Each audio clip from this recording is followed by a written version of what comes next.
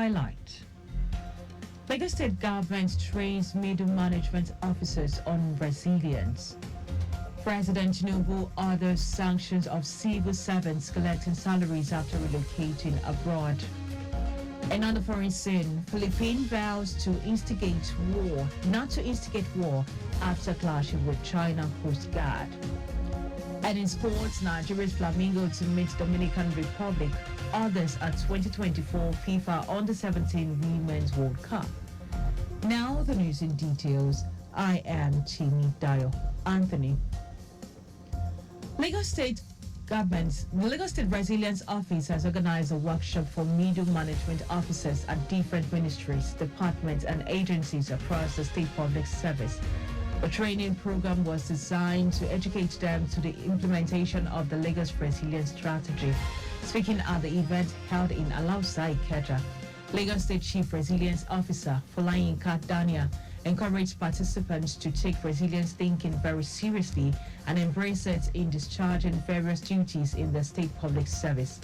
Dania noted that despite the resilience of Lagos State, officers in the public service need to do more, noting that the city has continues to encounter numerous socio-economic and environmental challenges due to its rapid population growth and other attendant phenomena.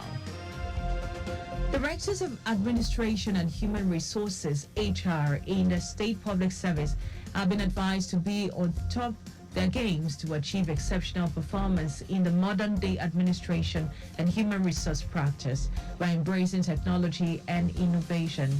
Lagos State Head of Service, Bondiagoro, gave this admonition at HR sensitization exercise held at Alausa with the theme Empowering HR Leaders, Driving Exceptional Performance in the State Public Service.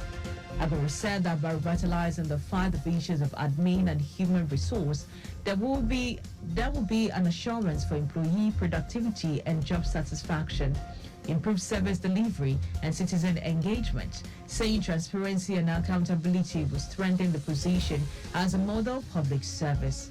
The head of service urged HR leaders to cultivate a culture of continuous learning and development, advising that they should align performance management with organization goals and objectives as they ensure competitive competition and benefits to promote employee relations and engagement.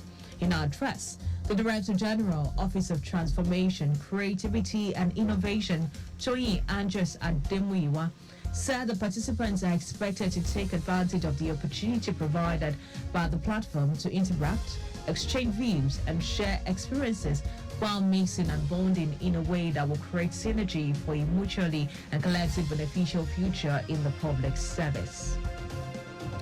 The Minister of Interior, Olubunmi Tunjioju, has revealed plans of relocating 29 correctional centers from urban areas. Tunjioju said relocation become imperative to curtail the security risk the prison pose to the society because of their closeness to the urban centers. The minister listed some of the prisons to include Ikoyi Correctional Center, Apapa, Agboyi, Enugu, and Suleja.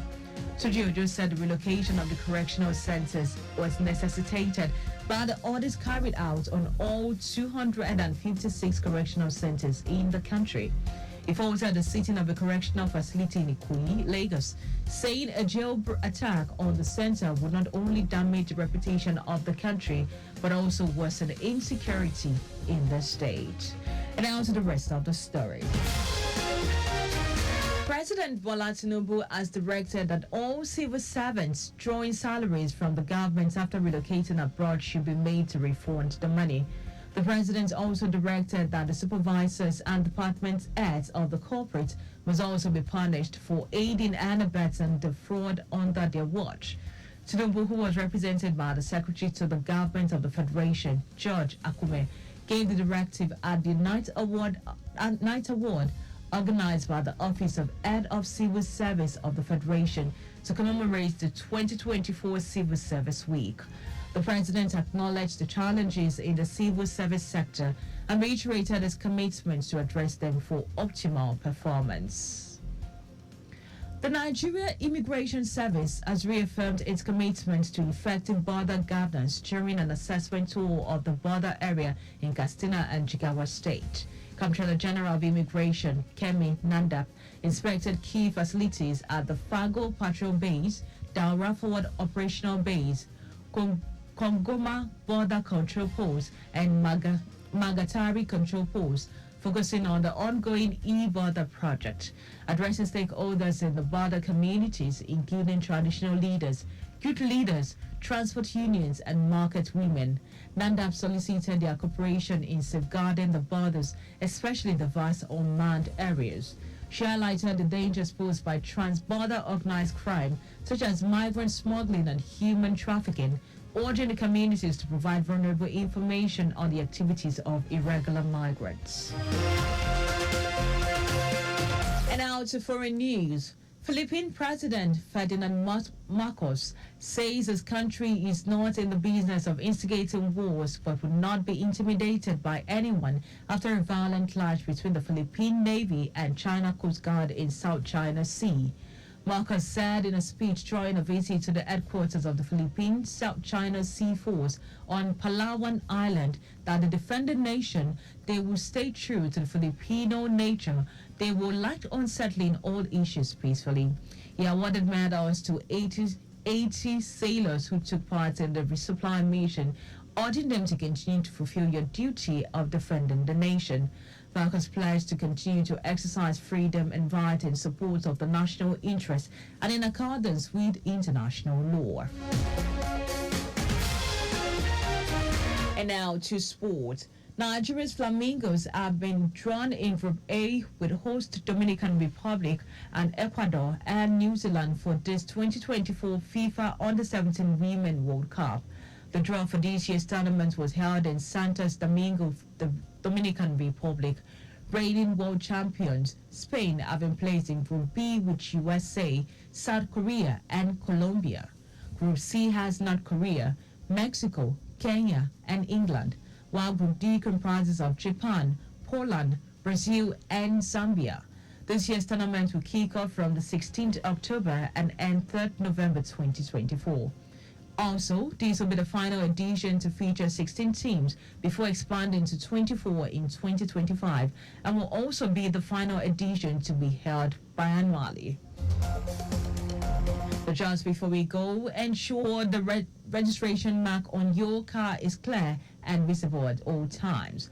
You can follow us and like all our various social media platforms: X, Traffic Radio 961, Facebook, Lagos Traffic Radio 961 FM, Instagram, Lagos Traffic Radio 961. Subscribe and watch our news program live on YouTube at Traffic Radio 961. You can also visit our website at trafficradio961.ng. And did you know that the Sowolu administration supported 152 businesses and persons in the tech ecosystem under the Lagos Innovation Program? You can get more details on Lagos State Government website. To end the news, here are the highlights of the major stories. Lagos State Resilience Office has organized a workshop for middle management officers of different ministries, departments, and agencies across the state public service. President Bola Tinubu has directed that all civil servants drawing salaries from the government after relocating abroad should be made to refund the money.